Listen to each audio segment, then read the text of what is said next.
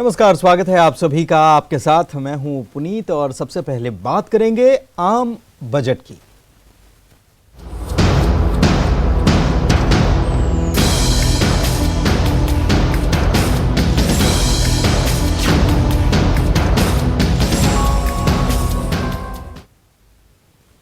जी हां, तो आम बजट की बात जो आज पेश होने वाला है और ये बजट देशवासियों के लिए खुशियों की सौगात भी ला सकता है, क्योंकि मोदी सरकार का आखिरी बजट ये है। तो बजट में क्या खास होगा, आइए देखते हैं।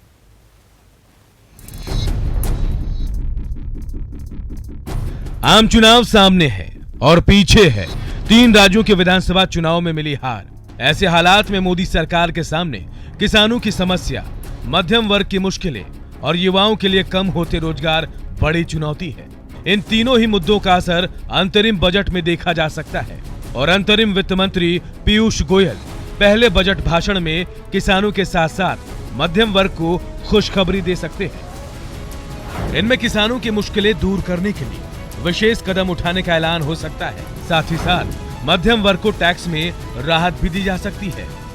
ऐसे में सरकार इसके लिए कौन सा विकल्प अपनाएगी, ये सवाल जरूर उठ रहा है।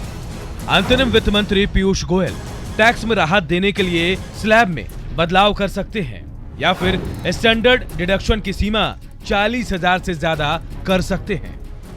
पिछले बजट में भी टैक्स दरों में बदलाव की बड़ी उम्मीद जताई गई थी, लेकिन वित्तीय अनुशासन में बंधे होने के कारण सरकार ने ऐसा कोई ऐलान नहीं किया था।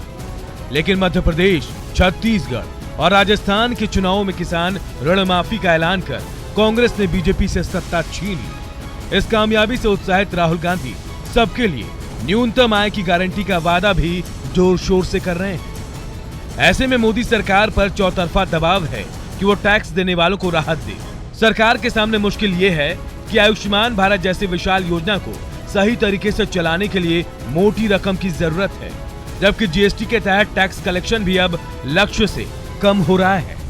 यानी अरुण जेटली की गैर मौजूदगी में पीयूष गोयल के लिए बजट पेश करना रस्सी पर नट के चलने जैसा साबित होने वाला है। Bureau report, news 18 network.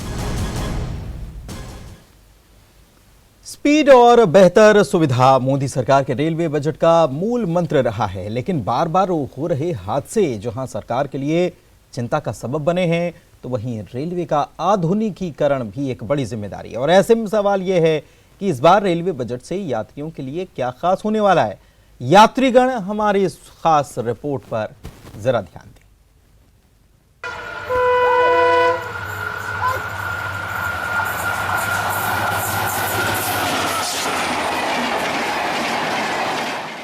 इस साल रेलवे बजट के 3 मूल्य मंत्र माने जा रहे हैं। कृपया ध्यान दीजिए। पहला मंत्र सुरक्षित रेलवे। कृपया ध्यान दीजिए। दूसरा मंत्र तेज रेलवे। कृपया ध्यान दीजिए। तीसरा मंत्र बेहतर रेलवे।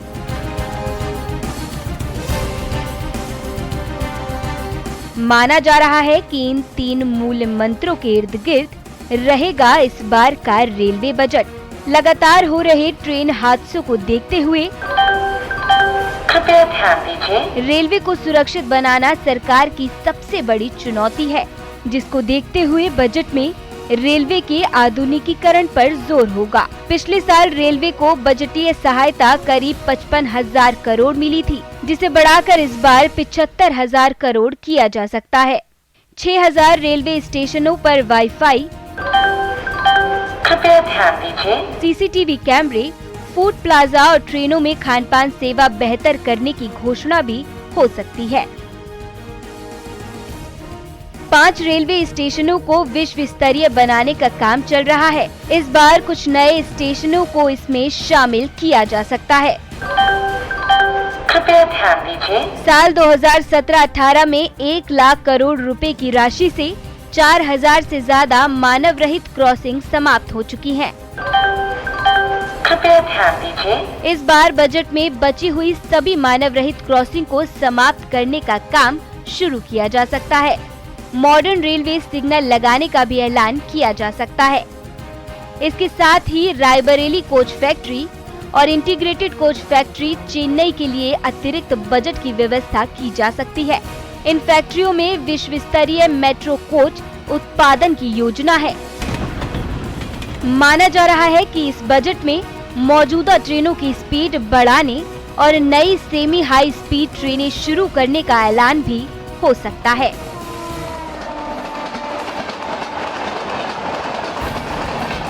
मोदी सरकार ट्रेनों की गति बढ़ाने की कोशिशों में जुटी हुई है और बजट में इसकी झलक देखने को मिल सकती है। ट्रेन में बेहतर सुविधाओं का ऐलान भी बजट में किया जा सकता है। ट्रेन में मिलने वाले खान पान की सुविधा बेहतर करने पर जोर रहेगा। कृपया ध्यान दीजिए। यानी रेलवे बजट के जरिए यात्रियों को लुभाने की पुरजोर कोशिश बजट में देखने को मिल सकती है।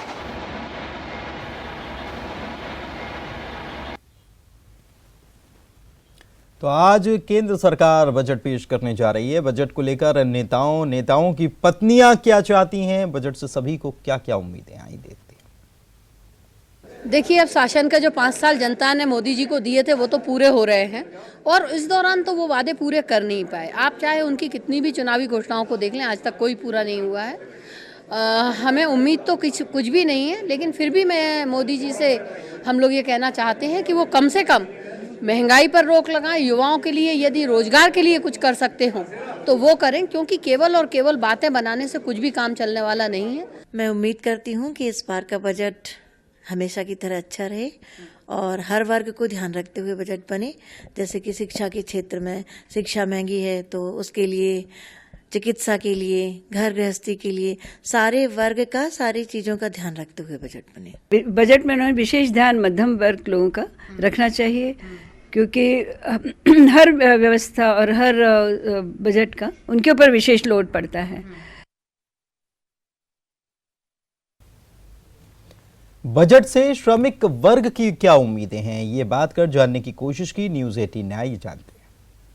बजट से तो ये उम्मीद है मैम कि मैं एक छोटा सा परिवार लेकर बैठी हूँ, तो मैं चाहती हूँ कि मेरे बच्चे अच्छे से स्कूल में पढ़े। अभी तो फिलहाल सरकारी में पढ़ रहे हैं, तो उनको कुछ स्कॉलरशिप मिले, ड्रेस मिले बच्चों को, क्योंकि मैं नहीं चला पा रही हूँ अपने घर खर्चे को।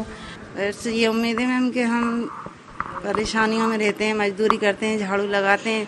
अगर सरकार हम लोगों का सही मोल मतलब हमको मिले तो ये सब कुछ परेशानियां ना देखना पड़े, अपना परिवार सही से चले हमारा। और हम चाहते हैं सरकार हमारे लिए कुछ ऐसा करे कि जो बेरोजगार है, बहनें या माँ जैसे घूम रहे हैं वो बेरोजगार ना घूमे, उनको सरकार कुछ कार्ड बना के दे, उनके लिए एक रोजगार खोले जिससे हर गरीब की मदद हो सके। जो गरीब इधर उधर भटक रहा है वो भटके ना। मैम बजट से ये है कि हम गांव से यहाँ आए काम करने के लिए। अगर गांव में ही काम धंधा कुछ होता तो मैं गांव से हमें यहाँ क्यों आना पड़ता है। अब यही उम्मीद है कि अगर गांव में कुछ होता तो हम यहाँ आते ही नहीं।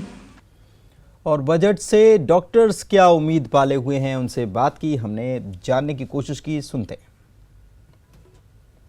बजट को लेकर के एक विशेष वर्ग में एक अपनी उम्मीदें हैं कि क्या कुछ होगा इस बजट में। तो आइए हम डॉक्टरों से जानते हैं कि इस बजट से उनकी क्या उम्मीदें हैं और क्या कुछ उनको चाहिए इस बजट में।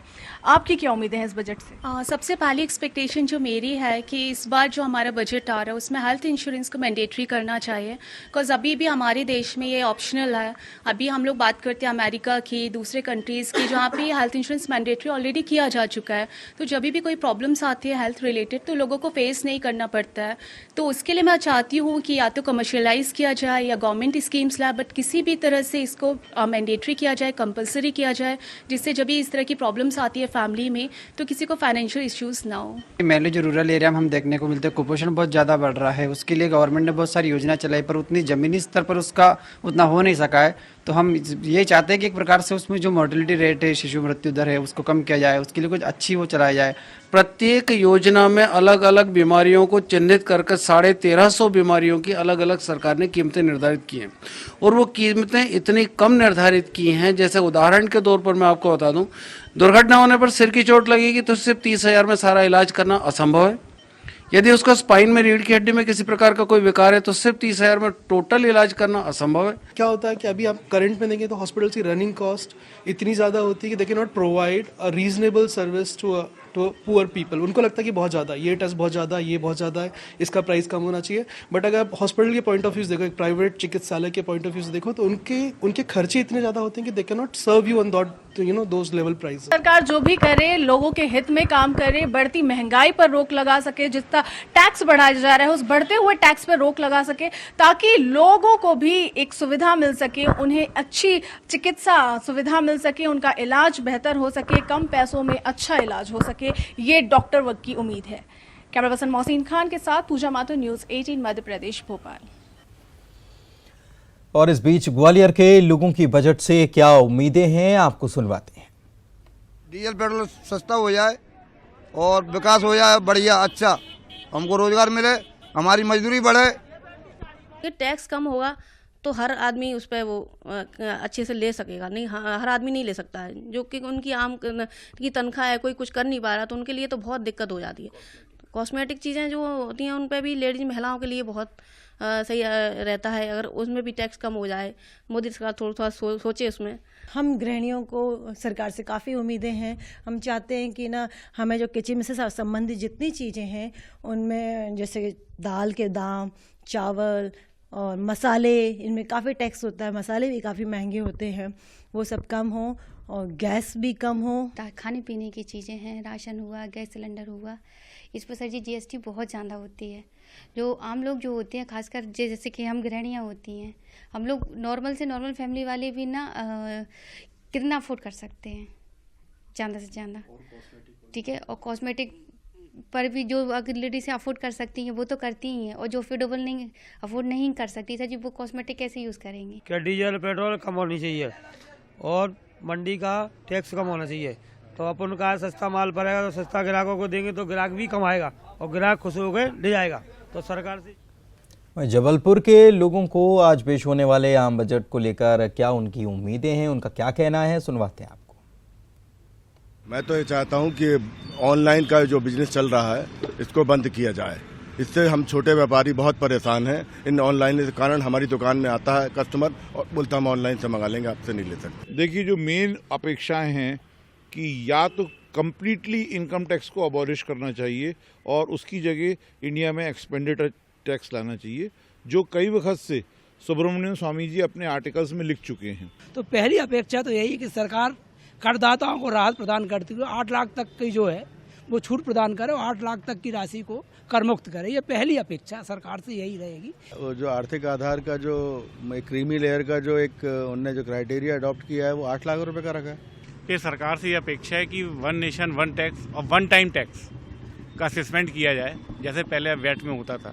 ये आखिरी बजट है पूरे भारत की व्यापारियों को, हमारे यहाँ के छोटे छोटे जो उद्योगपति हैं उनको, देश के आम नागरिक को, उनसे आखिरी बजट में बहुत सारी उम्मीदें हैं। और कैंटोनमेंट क्षेत्र के अंदर सीएसडी कैंटीनों में माल आता है जो कि आर्मी पर्सनल को ना मिलते हुए पूरा बाजार में बिकता है। मुश्किल से 5% आर्मी में यूज़ होता है, बाकी पूरा बाजार में बिक जाता है।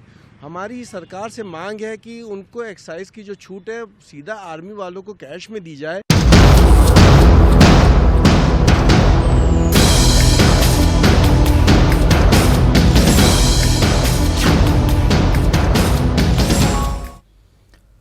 और बजट सत्र से पहले कमलनाथ कैबिनेट की अहम बैठक आज होने जा रही है और इस अहम बैठक में कई अहम प्रस्तावों पर चर्चा की जानी है। किसान कर्ज माफी, गौशाला निर्माण पर मंथन किया जा सकता है। कई अहम प्रस्तावों पर मुहर लगने की भी संभावना है।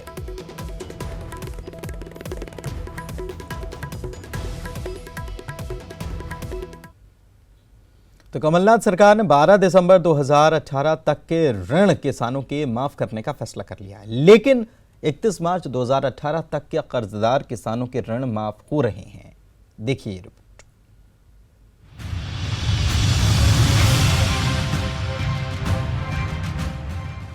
शासन के निर्देश ये हैं कि 31 मार्च 2018 की स्थिति में जो जिन किसानों के ऊपर ऋण था वो ऋण जो है शासन के द्वारा माफ़ किया जाएगा। जो हमें शासन द्वारा जानकारी मांगी गई है वो 31 मार्च 2018 का जितने भी किसान हैं जिनके खाते का बकाया 31 मार्च 2018 का जो भी है उसी बारे में जानकारी मांगी गई है।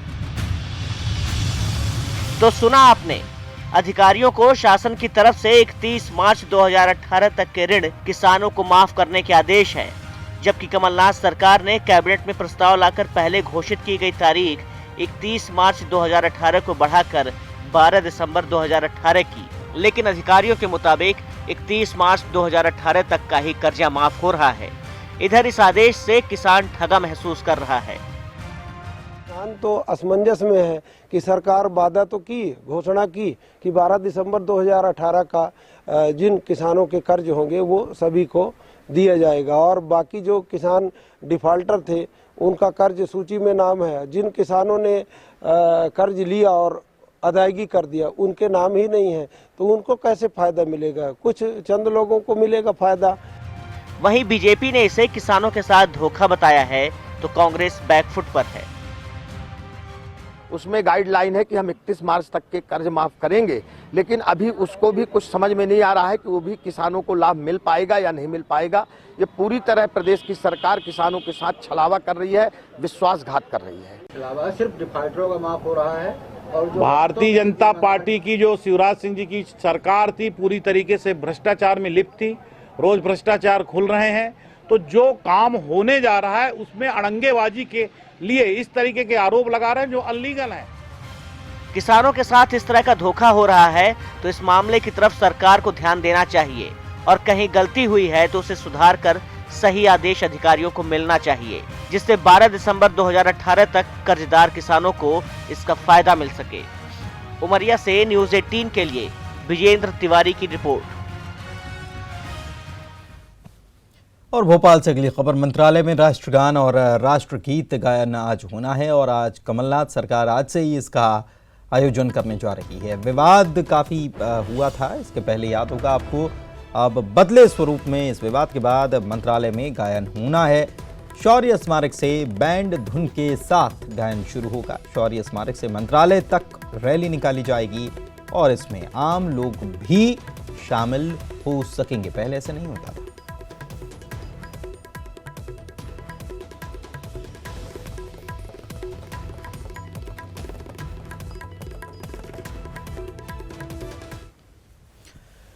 और सोनिया हमारी सहयोगी हमारे साथ लाइव भोपाल से जुड़ी हुई हैं, उनके पास चलते हैं और सबसे पहले तो कैबिनेट की बैठक की बात करते हैं। सबसे महत्वपूर्ण बैठक ये मानी जा रही है और इसमें कई अहम प्रस्तावों पर मुहर लग सकती है, चर्चा भी संभावित है। कौन कौन से ऐसे प्रस्ताव हैं जो सीधे जनता से जुड़े हुए हैं और प्रभावित करते हैं, जानते हैं सोनिया से। सोनिया।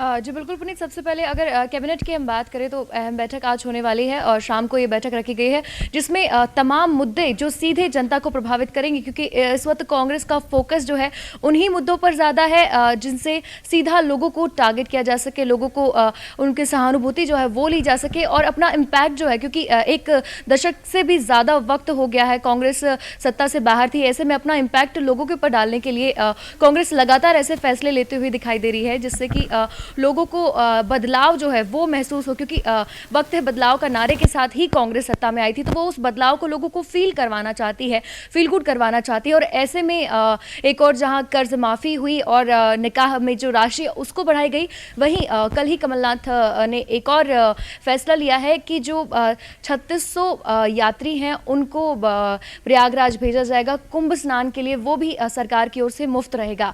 तो तमाम इस तरीके की और अन्य बहुत सारी बातें हैं जिनको लेके इस बार कैबिनेट में चर्चा होने वाली है। इसके साथ ही जैसे कि कहा जा रहा था कि 10 हॉर्स पावर वाले जो किसान हैं उनका जो बिजली बिल है वो भी हाफ करने पर आज चर्चा की जा सकती है। तो तमाम महत्वपूर्ण ऐसे विषय हैं जिन पर आज चर्चा होगी, ऐसे मुद्दे हैं जो डायरेक्ट जनता को प्रभावित करने वाले हैं। जी पुनीत। डायरेक्ट जनता को प्रभावित करने वाले हैं, लेकिन एक सीधे जो सबसे बड़ा कार्ड खेला गया था चुनाव में कांग्रेस की तरफ से, किसान कर्ज माफी का, दिसंबर बाद में पहले बड़ी इसको लेकर बैठक हुई और ये चर्चा की गई, मांग की गई मंत्रियों के द्वारा कि दिसंबर तक के कर्जे माफ़ किए जाने चाहिए। जब से सरकार बनी है तब से सरकार ने ये आदेश भी जारी कर दिया, लेकिन जो खबर हमारे सहयोगी हम तक पहुंचा रहे हैं वो ये पता चल रहा है कि केवल 31 मार्च तक के ही कर्जे माफ़ हो रहे हैं।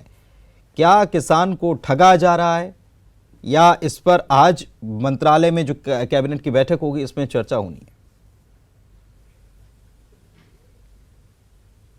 जी बिल्कुल पुनीत, ये बहुत ही अहम विषय है क्योंकि जब कांग्रेस ने कर्ज माफी का ऐलान किया था तो मार्च तक के जो कर्ज थे उनको माफ करने की बात कही गई थी, लेकिन उसके बाद भाजपा ने विरोध जताया, आपत्ति जताई कि जब तक चुनाव हुए हैं तब तक का कर्जा माफ किया जाए। तो कांग्रेस ने थोड़ा सा बैकफुट पे आके पूरा जो दिसंबर तक का कर्जा है किसानों का उसको माफ करने की बात कही थी, लेकिन अब जिस तरीके की खबरें सामने आ रही हैं कि वापस जो डॉक्यूमेंट्स तैयार हुए हैं उसमें मार्च तक का ही कर्जा माफ करने की बात की जा रही है। तो ऐसे में जरूर किसान अपने आप को ठगा महसूस कर रहे हैं क्योंकि उनको एक आस थी कि जो दिसंबर 2018 तक के कर्जे हैं उनको माफ कर दिया जाएगा, उन पर जो है विचार किया जाएगा। 2 लाख तक का कर्जा जो है किसानों का वो माफ करने की बात की जा रही थी। तो जाहिर तौर पर आज जो कैबिनेट होने वाली है उसमें ये तमाम तरीके के मुद्दे उठेंगे। साथ ही ये मुद्दा भी उठेगा कि किसान कर्ज माफी के लिए जो फॉर्म भरवाए जा रहे थे, जो फर्जीवाड़ा सामने आ रहा था किसानों पर फर्जी लोन लेने का, उस पर भी आज गंभीर चर्चा की जाएगी और बात की जाएगी कि किस तरीके से जो प्रॉब्लम्स है इस तरीके, क्योंकि बड़ी संख्या में हर जिले से इस तरीके की शिकायतें आ रही हैं कि किसानों के नाम पर फर्जी लोन लिया गया। तो ऐसे में तमाम तरीके के आरोपों से खुद को सेव करने के लिए कांग्रेस पूरी रणनीति भी आज बनाएगी। इस मुद्दे पर भी चर्चा की जाएगी कि किस तरीके से सही तरीके से लोगों को, किसानों को फायदा पहुंचाया जा सके, क्योंकि एक ये मास्टर स्ट्रोक था कांग्रेस का और एक ये बड़ा मुद्दा भी था जिसने कांग्रेस को इस बार सत्ता की चाबी दिलवाई है। तो इससे कांग्रेस किसी भी मास्टर स्ट्रोक था, लेकिन ये इस बीच आज का दिन एक बात और एक और चीज के लिए अहम रहने वाला है। आज एक नई शुरुआत होने वाली है, मंत्रालय से इसकी शुरुआत होगी शौर्य स्मारक तक। राष्ट्रगीत और राष्ट्रगान जिसको लेकर काफी विवाद और सियासत हमने देखी थी, लेकिन आज से आखिरकार इसकी शुरुआत बाकायदा होने वाली है और आम लोग जो पहले नहीं शामिल हो पाते थे वो भी शामिल होने वाले हैं।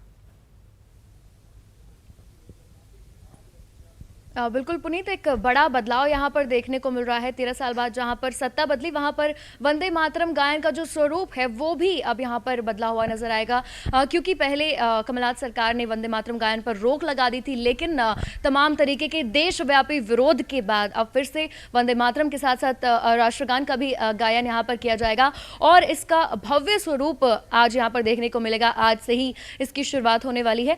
आज शौर्य स्मारक से लेकर 10:30 बजे शौर्य स्मारक पर पुलिस बैंड राष्ट्रगीत की धुन लेकर वो चलेगा और वहां से वो मंत्रालय पहुंचेंगे। 11 बजे आम लोगों की भागीदारी के साथ मंत्रालय के कर्मचारी अधिकारी जो हैं राष्ट्रगीत के साथ राष्ट्रगान में शामिल होंगे। बिल्कुल, तो कुल मिलाकर सोनिया कह सकते हैं आज का दिन बड़ा रहने वाला है। कैबिनेट की बैठक होगी, कई अहम फैसले लिए जा सकते हैं। इस बीच राष्ट्रगान और राष्ट्रगीत एक अलग तरीके से यहां पर इसकी शुरुआत होने वाली है।